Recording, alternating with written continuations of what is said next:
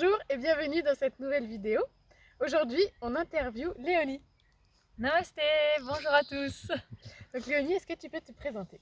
Alors moi c'est Léonie de Namaom Yoga et j'ai été formée professeure de yoga au Népal et en Inde et je vis un peu partout dans le monde. Ça c'est chouette.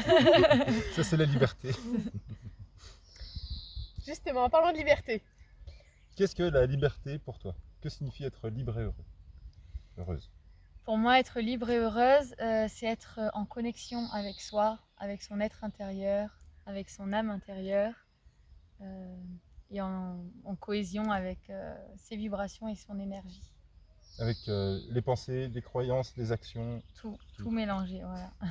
l'acceptation de qui on est. L'acceptation de qui on est et l'acceptation que nous sommes vraiment liés avec notre âme à l'univers, au divin. Ouais.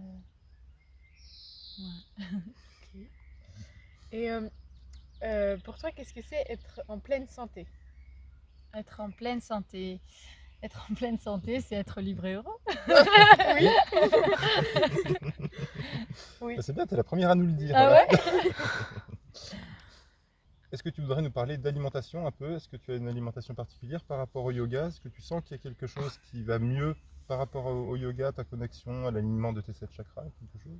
La première chose pour moi au niveau de l'alimentation, c'est depuis que je suis devenue végétarienne, que ça a vraiment changé beaucoup pour moi.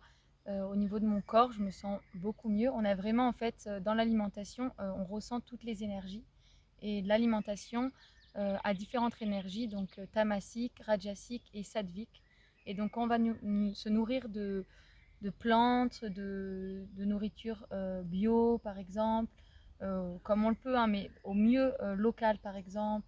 Et on va être vraiment dans des nourritures sattviques. Et quand on va avoir un peu la malbouffe ou de l'alcool ou de la viande, ça va être plus des nourritures tamasiques qui vont vraiment plomber un petit peu notre énergie. Et par rapport au taux vibratoire, Voilà, on pourrait dire ça. Ouais. par rapport aux fréquences énergétiques.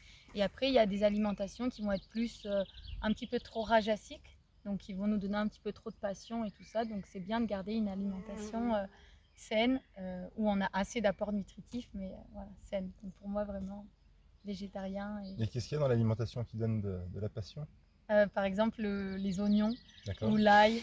On mange tous les jours Ça. et qu'on dit de manger. Donc il ne faut pas trop en abuser. Ah mince.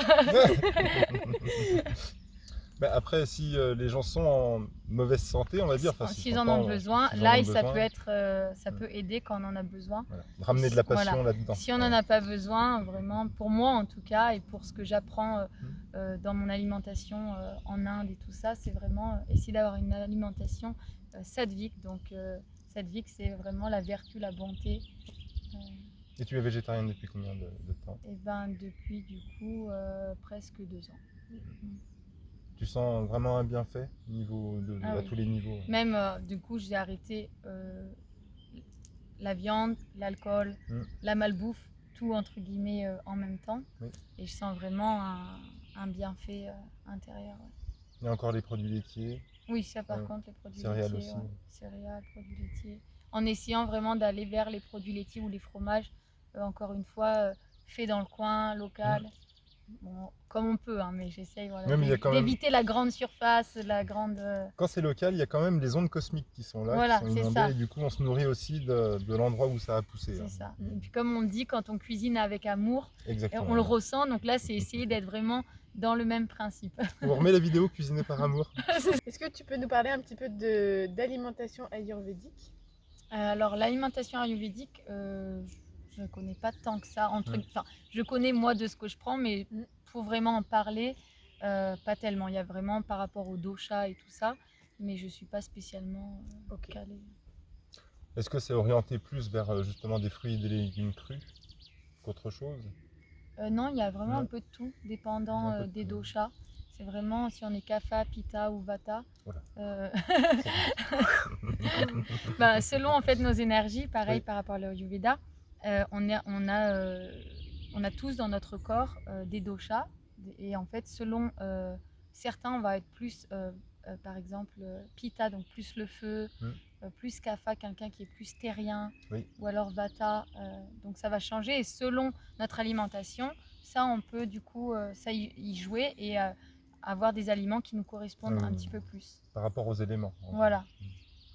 Aux éléments, le feu et tout ça, la terre. Donc. C'est sûr, si on est déjà feu, si on a déjà une tendance à être colérique, On va éviter tout ce qui est vraiment Pitta et qui va vraiment nous donner Le sang, quoi. Voilà. sinon ça fait un excès. Et du coup, ce n'est pas l'équilibre. C'est ça, Du coup, le but sera peut-être de chercher l'équilibre dans toute chose. dans toute chose. Et pas les extrêmes. Ça, il y en a beaucoup qui sont dans l'extrême.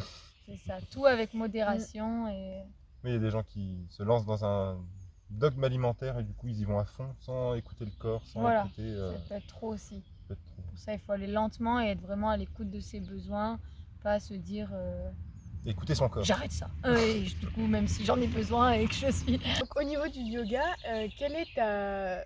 C'est une question drôle. Ah. Quelle est ta posture préférée qui te fait le plus de bien? Toi, la tienne. Ah, ma posture préférée. Bon, alors, j'ai pas vraiment une posture préférée. C'est vraiment pour moi le yoga un tout. Voilà, j'aime vraiment unir tout ce qui est, pas seulement les postures en plus dans le yoga. Pour moi, c'est vraiment l'union avec son âme intérieure et qui passe par les mantras, la respiration, les postures, mais tout de même la posture du Shavasana, celle du cadavre allongé, la relaxation de fin, elle est très agréable. C'est vrai que ça détend beaucoup. Voilà, La position sieste. c'est ça. Ouais, c'est ça. Et c'est pas la plus simple, on croirait que c'est la plus simple, mais c'est la plus difficile.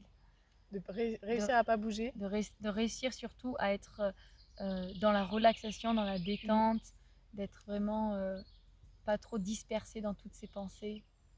De toute façon, on le sent, hein, dès qu'on s'allonge, il y a 1 million de pensées qui viennent. Ça vient ça. tout de suite.